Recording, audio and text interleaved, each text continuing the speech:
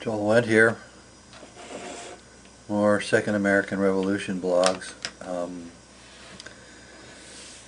On occasion I've used the word corporations, and in the last couple of videos I used the word corporations in a kind of pejorative sense, and I want to refine that a little bit because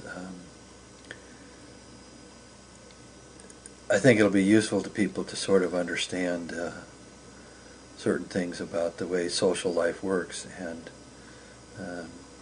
this is maybe going to sound a little techno-geeky in a kind of way with regard to the anthropology, you might say, of corporations, but I'm going to try and make it rather straightforward and simple, and see if I can do it without sounding too much like I just dragged some people into freshman anthropology class in some kind of business school that doesn't really actually know anything here. We could say that a corporation is a social form. Now, what do we mean by a social form? Well, I got two words there, social and form. Now, in life, in the natural world, all kinds of things have shape. So there's a form, you might say, a shape.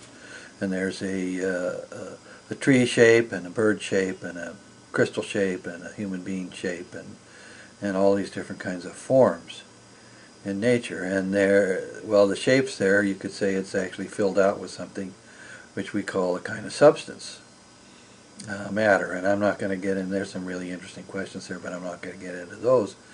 But at any rate, a social form is not really visible in the sense of a form in nature.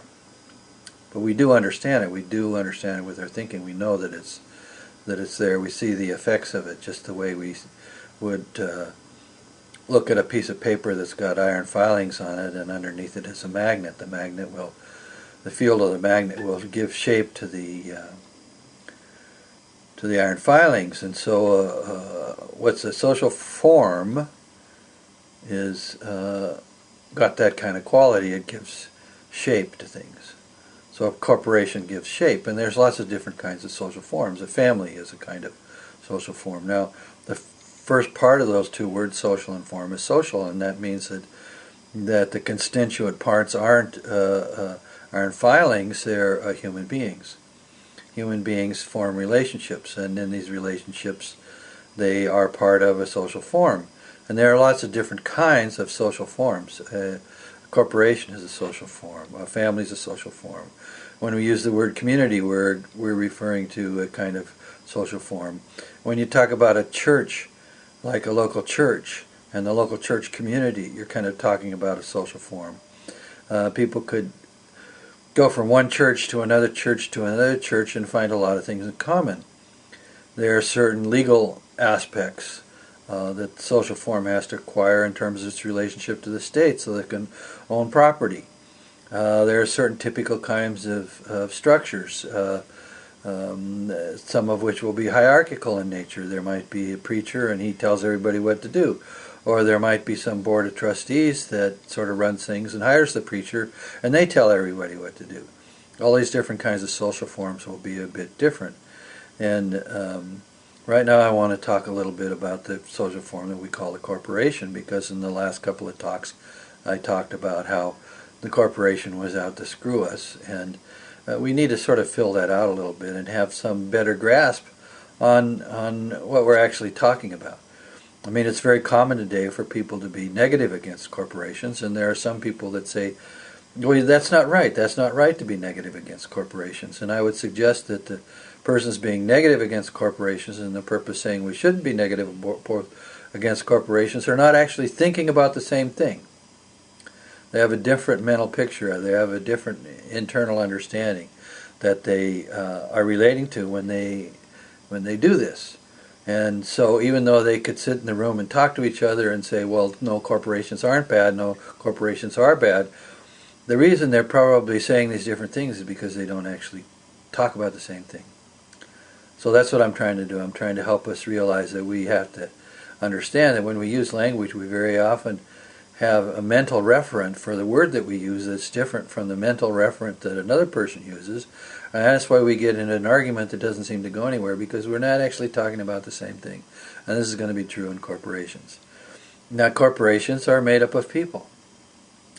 And if you're involved in a corporation, for example, and you admire the people in it, and you think the people are good, and you think the purpose of the corporation is good, and then you listen to someone who, and maybe you think of yourself as a Republican and you're in favor of business and all of those different things.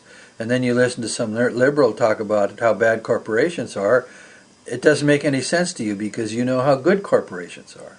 But you're not talking about the same thing. Now, what's the liberal talking about, the so-called liberal, when he's talking about how bad corporations are? Well, he's talking about something that he perceives that's true about corporations, and that we need to come to understand it. At the same time, the liberal needs to understand there's something also true about corporations that is good, that the conservative understands. And we need to be able to bring those two pictures together and kind of say, okay, this is what a corporation is, in a way that we can understand what's good and what's bad about it.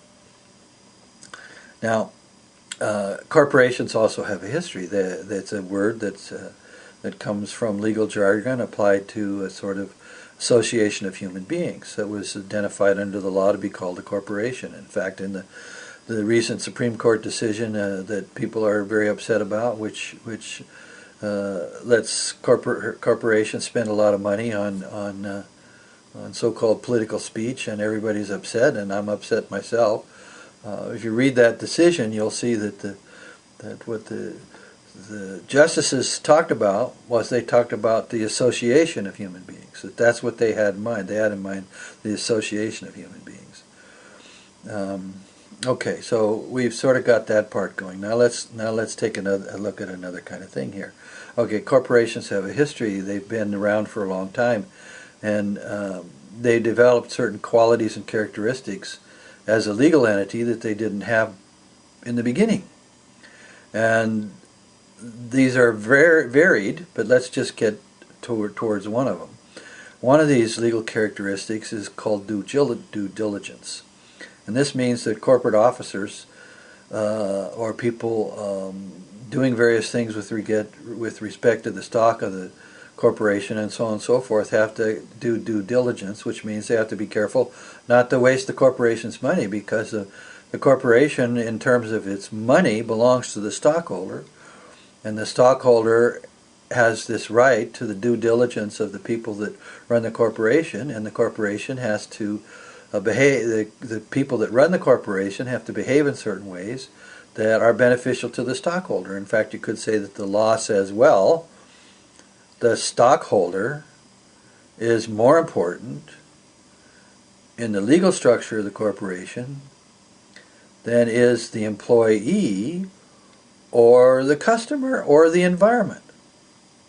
Now, this has come about through the legal history of the corporation in terms of decisions protecting shareholder rights.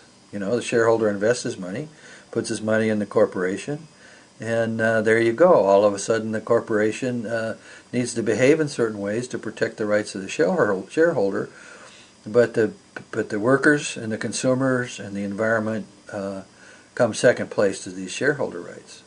Now, that's overly general in a kind of way, and there's been a lot of laws trying to fix that. But in any event, I'm going to pause now because I have to limit my time, but I'm going to come right back at you with another video and go forward.